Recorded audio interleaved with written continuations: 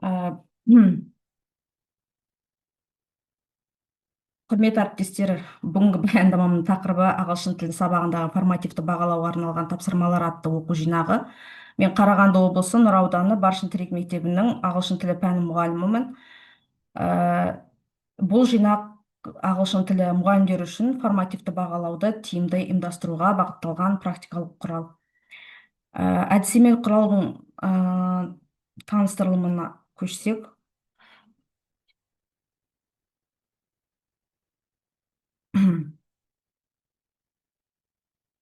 Осы әдістемелік бүгінгі таныстырылымның басты мақсаты осы әдістемелік құралдың сіздер үшін қаншалықты пайдалы екенін, оның негізгі мақсаттары мен міндеттерін, өзектілігі мен жаңашылдығын көрсету. Бұл оқу жинағы оқушылардың тілдік құзыреттіліктерін, яғни тыңдалым, айтылым, оқылым және жазылым дағдыларын дамытуда формативті бағалауды тиімді қолдануға бағытталған. Формативті бағалау Енді осы бағдарламаның өзектілігіне тоқталатын болсақ, қазіргі білім беру жүйесінде оқушылардың тілдік құзыреттілігін дамыту басты міндеттерінің бірі болып отыр. Ағылшын тілінің жаһандық қарым-қатынас құралы ретіндегі маңызы артып келеді, сондықтан оны меңгеру оқушылардың академиялық, кәсіби және тұлғалық дамуы үшін аса маңызды. Формативті бағалаудың рөлі осы оқу процесінде ерекше. Ол оқушылардың оқуға белсенді қатысуын ынталандырады, білімдерін жүйелі түрде нығайтуға, тұлғалық дамуына және өзара қарым-қатынас дағдыларын жетілдіруге ықпал етеді. Бұл бағалау түрі оқушының күнделікті оқу тапсырмаларын орындау барысында кездесетін қиындықтарды дер кезінде анықтап, алдағы білім беру стратегиясын жоспарлауға мүмкіндік береді. Оқу құралы заманауи педагогикалық зерттеулер мен тіл үйрету әдістемелеріне негізделген. Сонымен қатар Қазақстан Республикасының білім және ғылым министрлігінің нормативті құжаттарымен толығымен сәйкес келеді. Әрбір әдістемелік құралдың нақты мақсаты мен міндеттері болады. Осы құралдың басты мақсаты оқушылардың ағылшын тілін меңгеру үдерісінде формативті бағалау және сапалы кері байланыс арқылы өзін-өзі бағалау дағдыларын қалыптастыру. Тілдік құзыреттіліктерін жетілдіру және оқу үдерісінде белсенділігін арттыру. Бұл мақсаттарды орындау үшін бірнеше міндеттер қойылған. Олардың негізгілері формативті бағалау әдістерін тиімді қолдану, оқушылардың сабаққа деген қызығушылығы мен ынтасын арттыру, жұптық және топтық жұмыс арқылы ынтымақтастық пен жауапкершілік дағдыларын дамыту, тыңдау, сөйлеу, оқу, жазу сияқты негізгі тілдік дағдыларды жетілдіру, оқу тиімділігін арттыру үшін интерактивті әдістер мен цифрлық технологияларды қолдану, оқушылардың рефлексиялық ойлау қабілетін дамыту үшін өзін-өзі бағалау және өзара бағалау стратегияларын қолдану, сонымен қатар тілдік деңгейге сәйкес сараланған тапсырмалар беру арқылы әр оқушының жеке траекториясын ескеру. Бұл әдістемелік құралдың ерекшелігі оның практикалық бағыты мен кешенділігі. Біріншіден, құралда күнделікті сабақтарда қолдануға арналған тілдік дағдыларды жан-жақты дамытуға бағытталған бағалау тапсырмаларының жинағы бар. Екіншіден, ол кері байланысқа ерекше назар аударады. Формативті бағалау мұғалім мен оқушы арасындағы тиімді кері байланысты орнатуға бағытталған.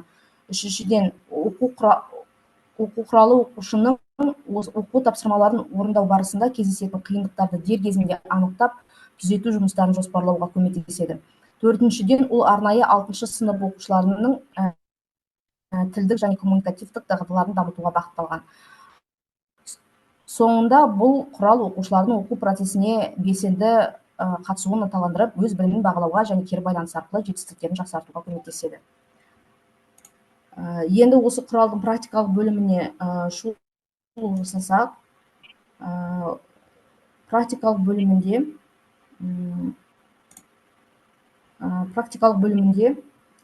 құралда 30-дан астам грамматикалық және лексикалық тақырыптар бойынша жүйеленген тапсырмалар берілген. Articles,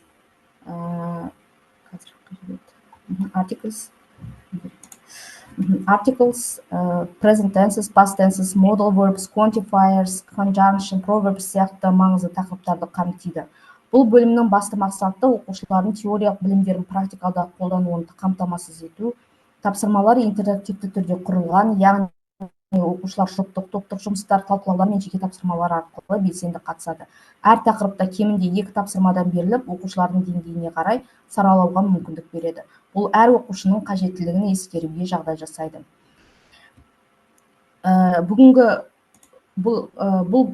Бүгінгі баяндамамыздағы ерекше назар аударатын тақырыптардың бірі daily routines and habits, күнделікті әрекеттер мен әдеттер деп аталады. Бұл тақырыптың басты артықшылығы оның оқушылардың өмірімен тығыз байланыстылығы.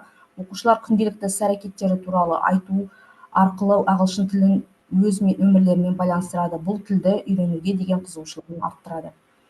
Оның тиімділігіне келетін болсақ, біріншіден ол грамматиканы бекітуге көмектеседі. Present simple шағын практикалық жағдайда қолдану арқылы оқушылардың грамматикалық білімін нығайтады. Өз ойын білдіреді. Оқушылар өздері туралы ақпарат беру арқылы тілдік кедергілерді жеңіп сөйлеу және жазылым дағдыларын дамытады. Мұғалім тапсырманы оқушылардың деңгейіне қарай жеңілдетуге немесе күрделендіруге мүмкіндік алады. Мысалы, сөйлемдерді кеңейту, уақытты көрсету, жиілік үстеулерін қолдану арқылы тапсырманы тереңдетуге болады. Мұғалімдер оқушыларды жеке жұмыстарын тексеріп, нақты қателер бойынша кері байланыс бере алады. Бұл олардың жетістіктерін жақсартуға көмектеседі. Бұл тапсырмалар оқушылардың тілдік білімін өмірлік жағдаяттарда қолдануына ықпал етеді. Бұл оқудың тиімділігін арттырады. Daily routines және habits тақырыбы оның күтілетін нәтижесі грамматикалық білімнің нығаюы, present simple шағының дұрыс контекстте дұрыс қолдануды үйренеді және оны еркін пайдалана алады. Сөздік қорының кеңеюі, күнделікті әрекеттерге қатысты жаңа сөздер мен тіркестерді меңгереді. Жазылым дағдысының жетілдігі, өз ойларын логикалық ретпен грамматикалық қатесіз жазуға дағдыланады. Оқылым дағдысының дамуы, мәтіннің қажетті ақпаратты атап айтқанда күнделікті әрекеттерді анықтауды үйренеді. Өзіне сенімділік, ең маңыздысы оқушылар өздері туралы және күнделікті өмірі туралы ағылшын тілінде еркін сөйлеуге деген сенімділігін арттырады. Бұл олардың коммуникатив дағдыларының дамуына үлкен серпін береді.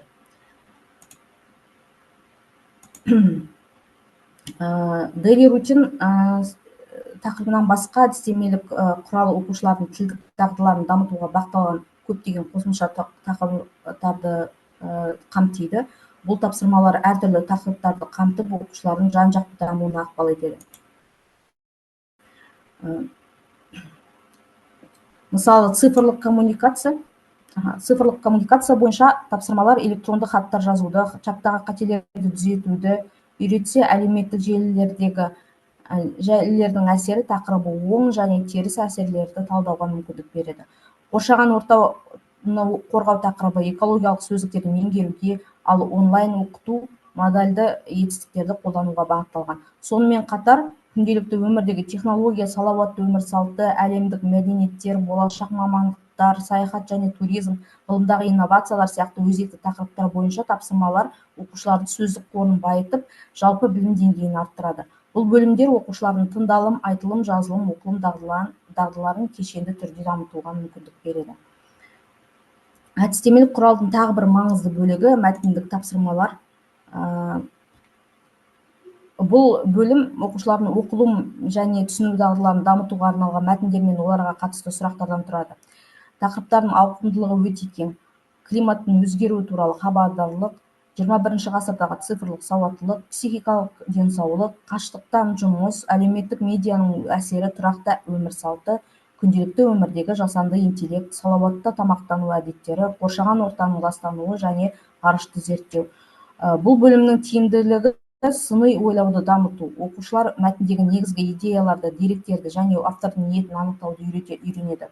Ақпаратты өңдеу, мәтіннен қажетті ақпарат табу, қорытынды жасау және өзіндік пікір білдіру дағдыларын қалыптастырады. Шығармашылық жазылым, мәтіннен кейінгі жазылым тапсырмалары оқушылардың өз ойларын жүйелі жеткізуіне мүмкіндік береді. Бұл олардың академиялық жазылым дағдыларын дамытуға ықпал етеді.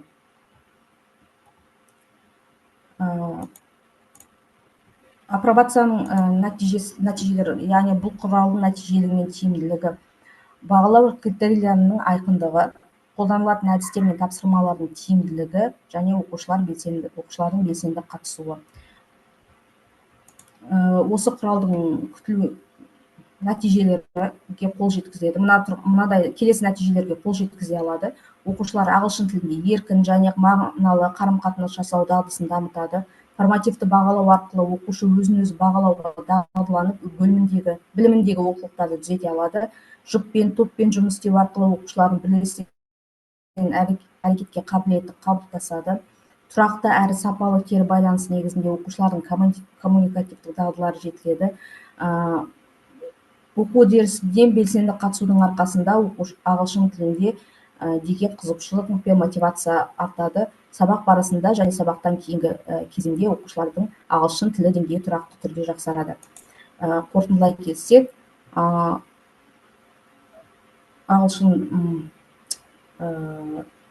ағылшын тілі сабағындағы формативті бағалауға арналған тапсырмалар әдістеме құралы ағылшын мұғалімдері үшін өте тиімді және практикалық ресурс екенін атап өткім келеді. Ол формативті бағалау тапсырмалардың жан-жақты жинағын ұсынады, тілдік дағдылардың барлық 4 саласын дамытуды қолдайды. Оқушылардың белсенді қатысуын, өзін-өзі бағалауын ынталандырады. Бұл құрал қазіргі білім беру стандарттары мен зерттеулерге негізделген және ең маңыздысы апробация нәтижелері арқылы оның тиімділігі толық дәлелденген. Осы құралды оқу процесіне енгізу арқылы сіздер сабақтарыңызды тиімдірек ете аласыздар, оқушылардың тілге деген қызығушылығын арттыра аласыздар және оларды оқу жетістіктеріне қол жеткізуіне айтарлықтай көмектесесіздер. Назарларыңызға рахмет. Осымен менің таныстырылымым аяқталды. Сұрақтарыңыз болса қоя беріңіздер.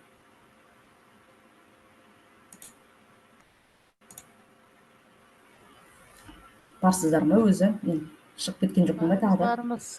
Гүлнар Серикина. Бармыз.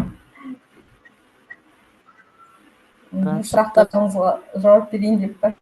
Жоқ, сұрағымыз жоқ, өте сәтті Кері байланыс берсеңіздер. құралыңыз жүзеге аса берсін, ары қарай да дамыта беріңіз. Пайдасы мол болсын. Неше отырмыз біз? 8 ба? Өзіміз ау деймін барлығы. Тағы бармыз. Әмин, рахмет. Чатқа жаздық. Басша жазылды, енді ешкілін қосып жіберемін бірдеңе. Жаздың ба? Мен сол білмейді екенмін жазуды. Жазайын деп едім. Жақсы, рахмет. Уақыттарыңызды бөліп. Ау? Дауыс естілмейді.